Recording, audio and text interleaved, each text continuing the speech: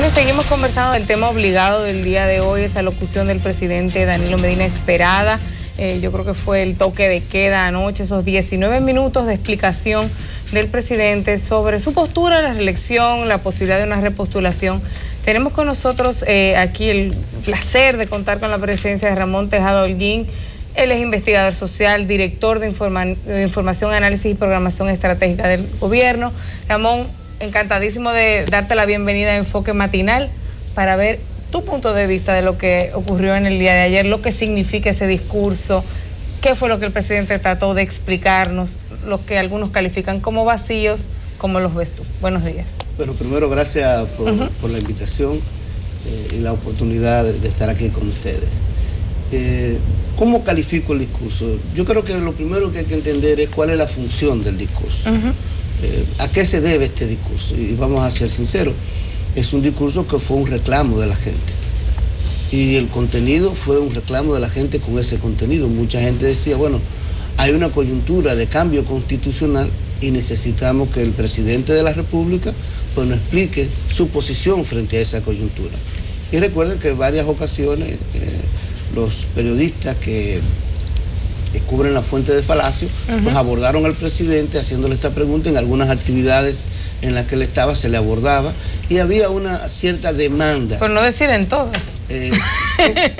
Había una demanda, exactamente, por no decir en todas. Era evidente la demanda de que el presidente se refiriera al tema. Pues bien, el presidente se refirió al tema.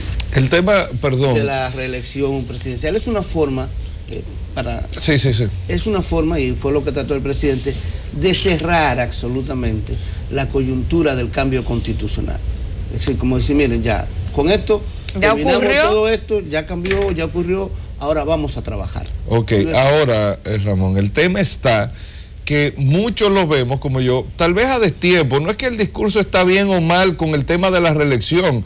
Lo que pasa es que ya había pasado la reforma. El deseo que teníamos que saber era cuál era la intención, el papel del presidente también de la República, pero ya la reforma pasó. O sea, ya todo estaba aclarado. Ya la demanda inclusive de información, esa petición que teníamos todos anteriormente, oye, pero ¿cuál es la posición del presidente? Porque este país está en vilo con esto y esa información no se dio. ¿No entiendes que debió de haber sido antes, tal vez, no ahora? Mira, los presidentes hablan cuando hablan. Y eso lo tenemos que entender. Tú puedes criticar el timing, que quizá antes, quizá después, pero la demanda existía. Y se necesitaba el cierre de la coyuntura del cambio constitucional. Y eso fue lo que hizo el presidente. Efectivamente decir, miren señores, estamos en una coyuntura, se hizo un cambio constitucional, vamos a cerrar esta coyuntura. Y si tú te pones a revisar los artículos, los reportajes que se hacían, la demanda existía y seguía pidiéndose que el presidente hablara. No podía dejarlo en el aire, tenía que hablar y habló sobre el tema y exclusivamente sobre el tema. Es muy difícil tú pedirle a un presidente que hable de todos los temas.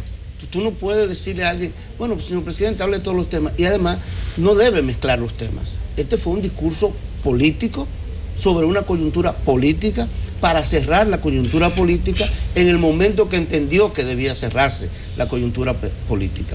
Y fíjense algo muy importante, el presidente de la República, si ustedes observan su trayectoria desde que asumió la presidencia de la República, ha sido un hombre de poco hablar y de mucho hacer. Es decir, la forma en que el presidente habla y se comunica con la gente.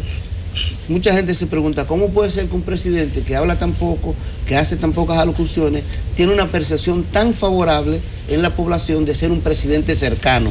De que lo que más se valora es precisamente esa cercanía a la ciudadanía, porque es un presidente que habla con los hechos y que habla en su justo momento. Y entendió que el justo momento de cerrar la coyuntura era esta, precisamente después de que todo hablara. Ahora, pero nosotros podemos pasar a otro punto. Vamos a ver el contenido del discurso. Vamos a ver un contenido del discurso, qué fue lo que él quiso comunicarle a la gente. Y en ese comunicar la pregunta sería, ¿hasta dónde conectó efectivamente con la gente? Entonces, mira, nosotros somos gente que tenemos acceso a un cierto nivel de información, de conocimiento, de cosas, y es normal que como tenemos ese nivel de acceso y de conocimiento, pues comencemos a decir, bueno, pero yo creo que debió hacer esto, debió hacer aquello, y más cuando uno tiene una cierta experiencia política. Pero vamos a verlo como lo que ya ocurrió, como lo que está hecho. y la funcionalidad que quería tener ese discurso. ¿Cumplió esa funcionalidad? Yo digo, sí, cumplió la funcionalidad. ¿Cuál era? Como dije, cerrar la coyuntura y explicar claramente cuál es su papel en esas coyunturas. Okay. Ustedes, los analistas sociales, los mercadólogos, manejan mucha información y muchas encuestas. ¿Es posible que de ayer hacia acá sea otro periodo diferente al anterior, en el que la gente percibía un presidente, como muchas veces le ponemos nota a los políticos, que dicen una cosa, la informática, el audio, es una condena o es un privilegio terrible, que la gente comienza a decir, pero este no es el mismo de antes, este es el otro?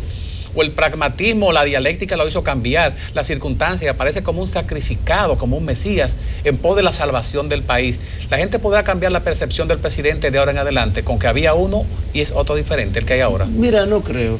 Es decir, no creo porque, insisto, la percepción que existe del presidente en una buena parte de la población dominicana no viene dado por el discurso, no viene dado por estos aspectos, viene dado por la forma en que el presidente se ha relacionado con ellos.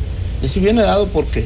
Por la misma cosa que el presidente mostró ahí y fue lo que le pidió. Lo que él le pidió a la gente fue, miren, ustedes están viendo cómo está la tanda extendida. 1 millón de personas puestas en la tanda extendida. Ustedes están viendo las escuelas que se están construyendo, que se están haciendo sorteos de obras, que está la cuenta única del Tesoro. Hemos mejorado la institucionalidad de la nación dominicana. Ustedes están viendo que se eliminaron la cuota de recuperación, que estamos construyendo 70 hospitales. Ustedes están viendo hechos concretos. Hemos sacado más de 500.000 de personas de la pobreza.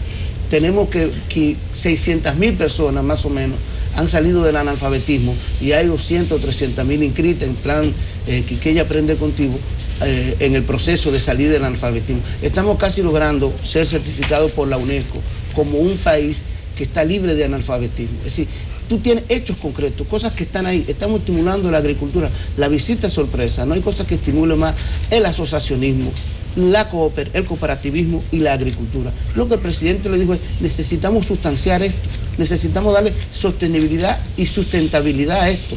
Y bueno, estamos pidiendo 4 años y algo más que no se ha visto. El presidente ha comprometido su futuro político con esto.